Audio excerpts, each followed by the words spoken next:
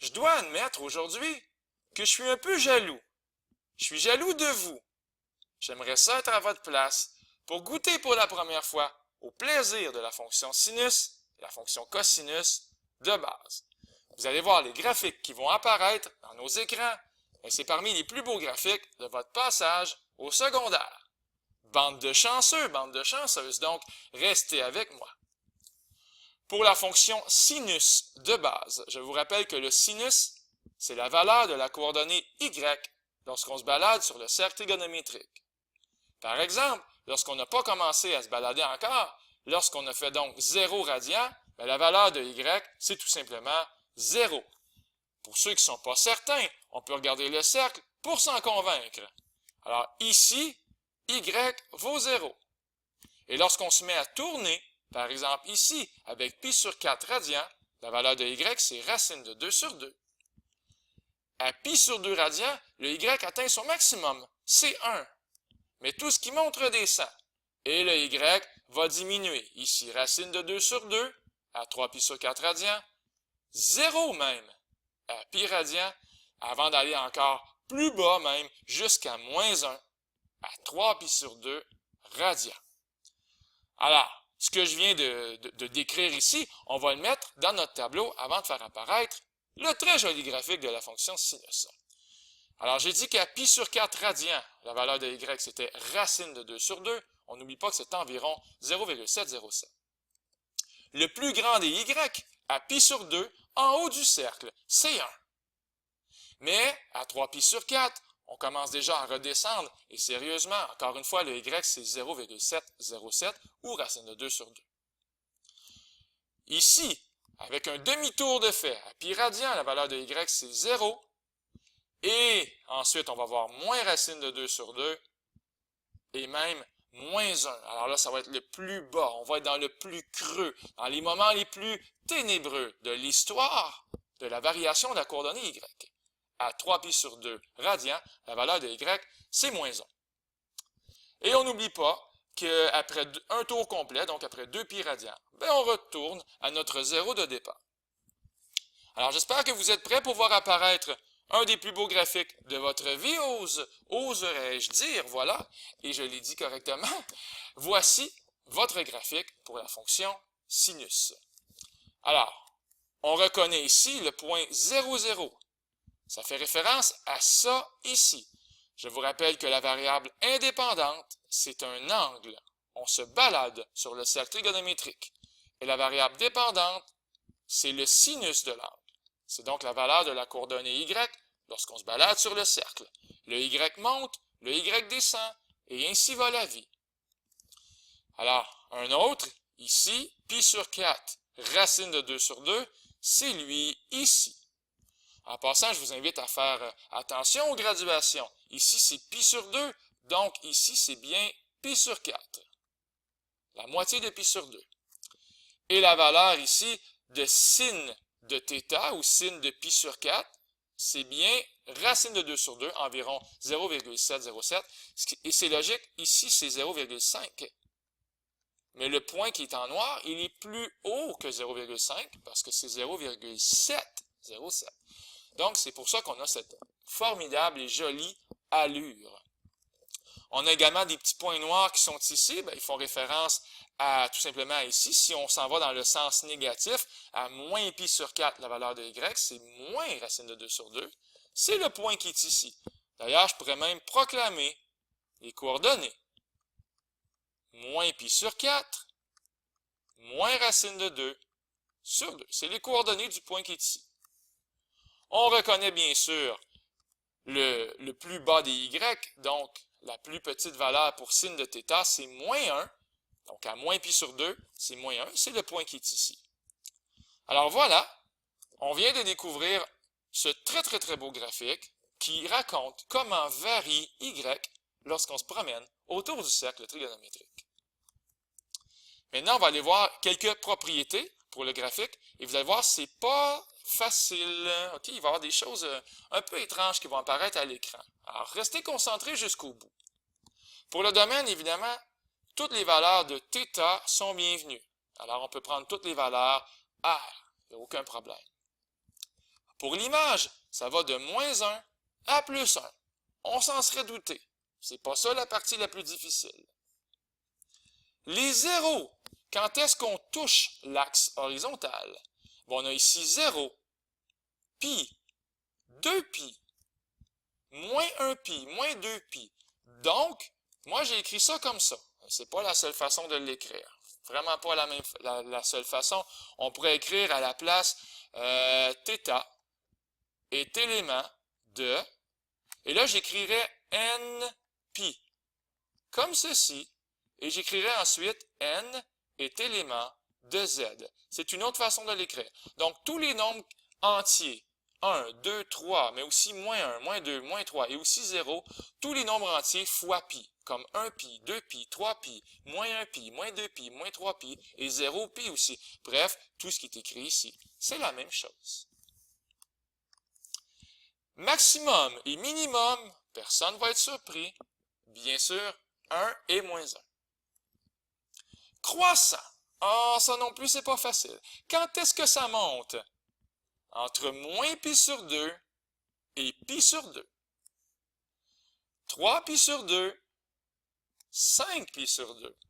Puis là, ben, on ne peut pas toutes les écrire. Hein? Donc, une façon de l'écrire, ça peut être comme ça, tout simplement, avec des unions, puis des intervalles. Donc, j'ai écrit de moins 5 pi sur 2 à moins 3 pi sur 2. Ben ça, ce serait celui qui serait ici. Là, mon dessin est un peu serré. Après ça, moins pi sur 2 à pi sur 2, c'est lui qui est ici. 3 pi sur 2 à 5 pi sur 2, c'est lui qui est ici. Et on peut l'écrire comme ça, avec des jolis points de suspension. C'est une façon de l'écrire. Mais ça ne sera pas ça le plus difficile. Décroissant. Je vous invite à faire pause si vous voulez l'essayer. Hein, ce n'est pas un problème. Alors, décroissant, on va plutôt être ici, ici, plus loin, comme ça. Alors, si on regarde correctement sur l'axe horizontal, même si ce n'est pas écrit, on va déduire que c'est ici moins 3 pi sur 2 à moins pi sur 2, c'est toi ici. Union, pi sur 2 à 3 pi sur 2, c'est ici et c'est également ici. Et ainsi va la vie, c'est le même principe. Et on poursuit. Peut-être plus difficile, qui sait? Le signe positif. Le signe positif, c'est vraiment là, et là-bas, et un petit peu avant, et plus loin après. Bon, alors le signe positif, c'est quand on est par-dessus l'axe horizontal. Alors, qu'est-ce qu'on va faire? Ici, je vois de 0 à pi, de 2pi à 3pi. Alors, qu'est-ce qui se passe? De 0 à 1, donc d'un nombre pair au nombre impair, fois pi. Ensuite, de 2 à 3, un nombre pair à un nombre impair. Ah, que c'est intéressant. Donc, de pair vers impair. Alors, voyons ce que ça donne. Ça va donner ceci. Qu'est-ce qui est pair? Moi, je vous annonce que quand on fait 2n, 2 fois quelque chose, ça donne nécessairement un nombre pair. Par exemple, si n vaut 0, 2 fois 0, ça fait 0, et fois pi, ça fait 0. Donc 0pi, ou tout simplement 0. Et ensuite, le nombre impair qui suit, c'est donc 2n plus 1. Toujours si n vaut 0, 2 fois 0 plus 1, ça fait 1. Alors ici, ça fait de 0pi à 1pi. Pour le prochain n, supposons que n est égal à 1. Ça va faire 2 fois 1, 2. Donc 2pi jusqu'à 2 fois 1 plus 1, 3, 3pi. De 2pi à 3pi. Alors c'est une façon d'écrire exactement ce qui est ici avec mes petits plus. Donc, on va le lire ensemble proprement. C'est l'intervalle qui va de 2npi à 2n plus 1pi. N est élément de z. Pas facile. Ça ici, il faut prendre le temps d'y penser un petit peu. Maintenant, signe négatif, ben, ça va être un petit peu le contraire. On va être ici, on va être là-bas. Et cette fois-ci, c'est par exemple de 1pi à 2pi. Donc, d'un nombre impair fois pi à un nombre pair fois pi. Donc, un nombre impair, j'écris 2n moins 1 fois pi, jusqu'au nombre pair, 2n, pas de moins 1, fois pi. Je vous laisse penser à ça. C'est vraiment quelque chose qui est difficile en mathématiques, mais quand vous comprenez ça, vous êtes vraiment des champions et des championnes. Il y a encore des petits détails que j'aimerais ça vous dire avant la fin de la vidéo. Maintenant, la fonction cosinus.